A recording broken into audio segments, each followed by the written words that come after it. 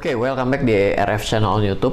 Back with Ryan Filbert. Hari ini saya mau share tentang satu pembahasan mengenai negara kembali, tapi temanya adalah negara dan udah hubungannya dengan dunia cryptocurrency ataupun Bitcoin juga lebih terutama, yaitu mau membahas mengenai negara El Salvador. Nah, sebelumnya siapa di sini yang sudah pernah mendengar nama dari negara El Salvador? Bagi yang belum tahu, maka El Salvador ini adalah sebuah negara yang terletak antara Cimahi dan Bandung.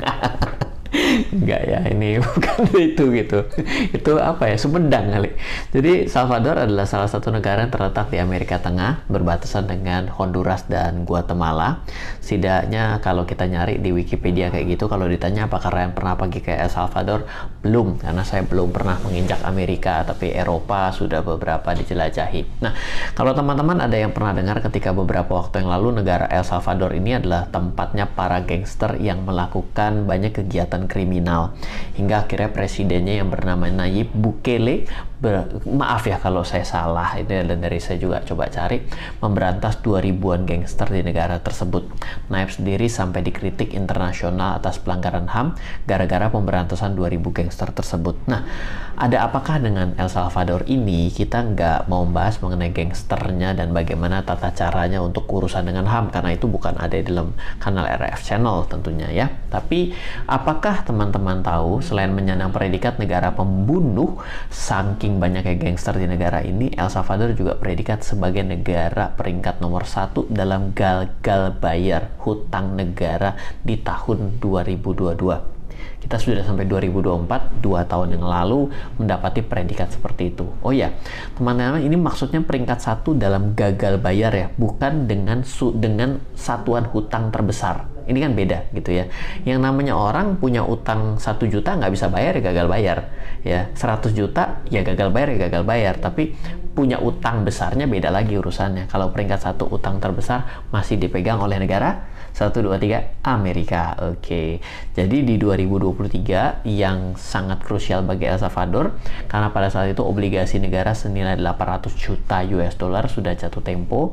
Awalnya banyak yang prediksi bahwa El Salvador akan gagal bayar, namun Dewi Fortuna nampaknya masih berpihak pada El Salvador sehingga mereka berhasil melunasi utangnya tersebut.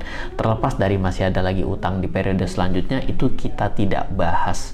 Sedikit kilas balik mengenai El Salvador. Pada tahun 2021, El Salvador menjadi negara pertama di dunia mengadopsi Bitcoin sebagai alat pembayaran yang sah. Alat bayar ya, artinya kalau kita itu rupiah, tiba-tiba ya Bitcoin diterima untuk sebagai alat pembayaran gitu ya. Dengan kata lain, El Salvador mengakui Bitcoin sebagai sarana untuk melunasi utang dan kewajiban. Baik dari mana? Ya masyarakatnya juga gitu ya. Presiden Nayib sendiri mengambil keputusan mengadopsi Bitcoin sebagai alat pembayaran yang sah karena berharap bisa mendorong investasi dan pertumbuhan ekonomi. Ya, ini juga satu yang menarik, dan dari kebijakan ini yang diterapkan oleh Presiden Nayib Bukele ternyata cukup ironis. Sebuah survei Universitas Amerika Tengah menemukan fakta menyedihkan, 9 dari 10 warga negara El Salvador tidak tahu apa itu Bitcoin. Ya, bahkan 8 dari 10 mengatakan mereka tidak terlalu percaya pada uang digital. Kita jangan ngomong dulu mengenai Bitcoin, uang digital saja mereka nggak percaya. Banyak warga yang lebih milih menukarkan Bitcoinnya dengan uang tunai. Belum lagi penukaran Bitcoin menjadi uang tunai dipotong admin yang cukup besar. Mungkin kalau kita pikir-pikir, ini salah satu strategi juga untuk memangkas uang. Iya dong, tahu memanfaatkan orang-orang yang tidak percaya, dibuat dengan potongan yang besar sehingga mendapatkan fee atau pendapatan yang tinggi juga kan, bener nggak? Ketidakstabilan dari harga Bitcoin dan kurangnya adopsi penggunaan Bitcoin oleh warga negaranya sendiri pada akhirnya berdampak negatif pada ekonomi El Salvador. Nilai obligasi negara milik El Salvador sempat jatuh, sedangkan di sisi lain El Salvador masih membutuhkan uang untuk memenuhi kebutuhan anggaran. Nayib sendiri sudah pernah didesak oleh IMF ya untuk melepas Bitcoin sebagai alat pembayaran yang sah. Tidak lama berselang setelah kebijakan penggunaan Bitcoin sebagai alat pembayaran yang sah, El Salvador juga berencana menerbitkan obligasi Bitcoin. Jadi ini sangat Bitcoin minded gitu ya, anak kripto nih, Gen Z banget gitu ya si Nayib nih ya. Obligasi ini sudah mau diterbitkan di Maret 2022, namun sempat ditunda beberapa kali. Berdasarkan data terakhir, akhirnya kita melihat obligasi pertama, Bitcoin pertama di dunia milik El Salvador ini yang akan diluncurkan pada kuartal 1 tahun 2024 ini. Tentunya ini bisa menjadi sejarah penting tersendiri dikala pada malam hari ini kita akan coba melihat apakah ETF dari kripto Bitcoin ini akan dirilis oleh SEC seperti itu. Nah, Presiden Nayib menargetkan pengumpulan 1 miliar US dollar melalui obligasi ini. Uang yang dikumpulkan dari hasil penjualan obligasi akan digunakan untuk bayar utang negara. Obligasi yang berjulukan Volcano Bond ini unik. Selain digunakan membayar utang negara, uang hasil penjualan obligasi nanti akan sekaligus digunakan mendanai pembangunan Bitcoin City. Jadi ini Gen Z banget nih. Jadi mungkin Gen Z buat yang lagi bingung untuk cari negara, bisa coba tes El Salvador gitu ya. Ini adalah ide dari negara El Salvador untuk membangun industri dan infrastruktur pertambangan Bitcoin yang nantinya akan menggunakan energi terbarukan. Kita tahu bahwa proof of work itu ya tidak ramah lingkungan karena kalau menggunakan energinya masih bukan energi terbarukan.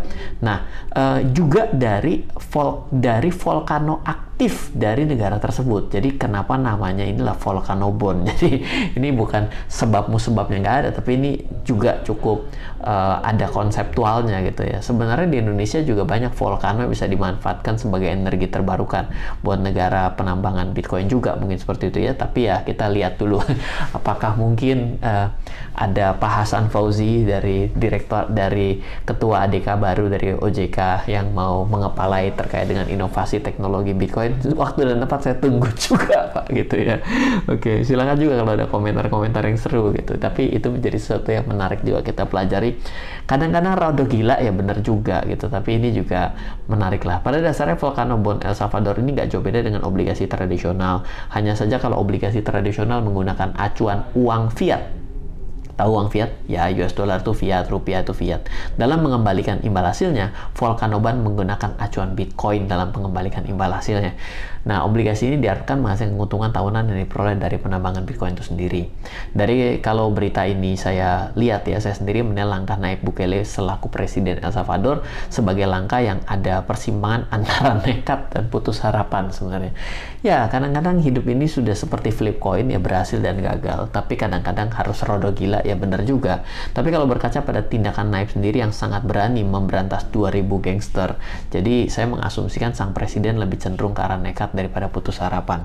Kenapa saya katakan Nayib ini nekat? Karena melihat dari harga Bitcoin yang terkenal sangat volatile atau bisa naik bisa turun dengan cepat, maka hasil keputusan dari kebijakan dari Nayib ini juga akan sangat menguntungkan atau akan sangat membangkrutkan alias merugikan negaranya.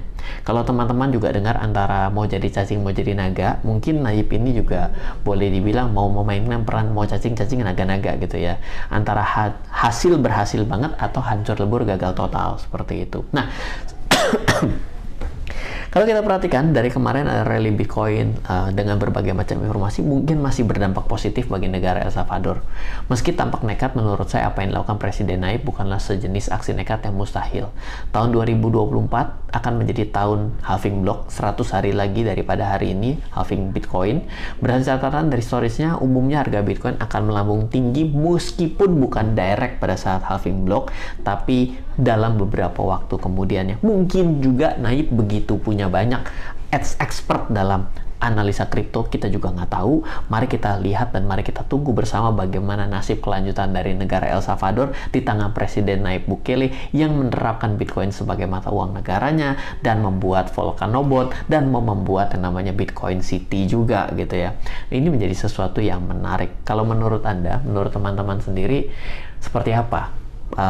Mendukung, nggak mendukung, atau mau mention OJK untuk bisa membuat Bitcoin City baru gitu ya, membuat sebuah area mining menjadi sesuatu yang menarik. So, let's discuss about it. Thank you buat teman-teman semua, semoga bermanfaat. Dari saya Ryan Filbert, salam investasi untuk Indonesia.